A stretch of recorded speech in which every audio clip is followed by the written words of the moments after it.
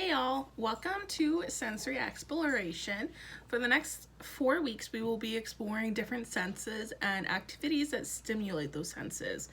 So today we are focusing on the tactile sense. So for those that don't know, it's pretty much your touch sense. The only thing that not a lot of people know though is it's all your skin receptors on your entire body.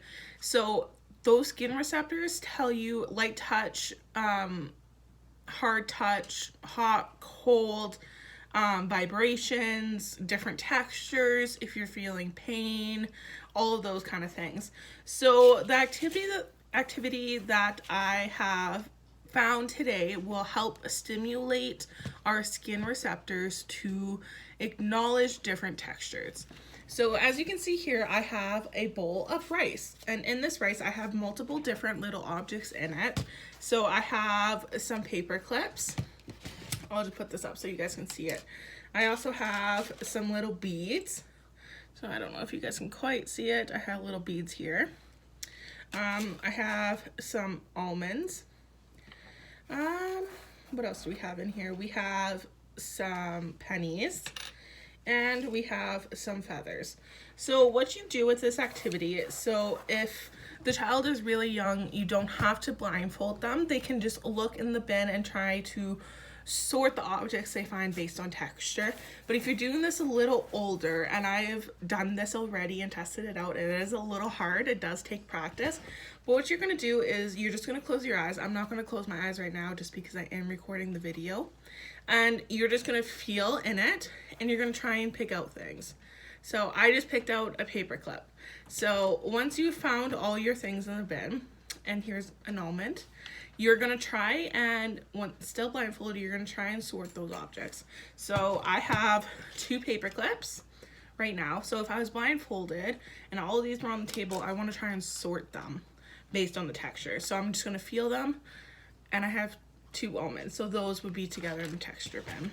So you're just going to go through and you're just going to keep finding all of your little things in your bin. You might have to dig for it.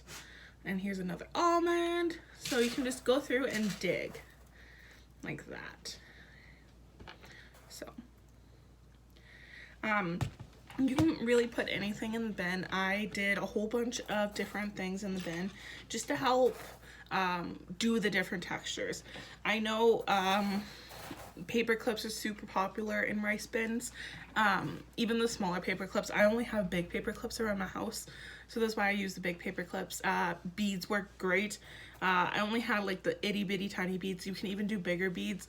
I find with these little beads it is kind of hard to find them between the difference of the rice and the beads since they are so small.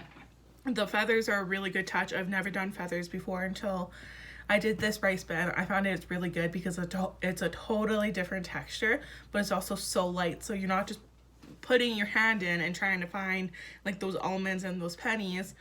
You are trying to find those feathers, which are so light to the touch that you don't quite get them. You can do all sorts of things. I've seen people do like beans, like just raw beans you can put in there, all sorts of things. So when you make it, just raw rice, and then you put all of your things in it. I find that too, when you put your things in, maybe count them. So when you are doing this with your children or clients or whatever, that you know how many they have to take out before they're able to sort it, and then they also have a kind. So thanks for watching, and stay tuned next week for a new sense to explore.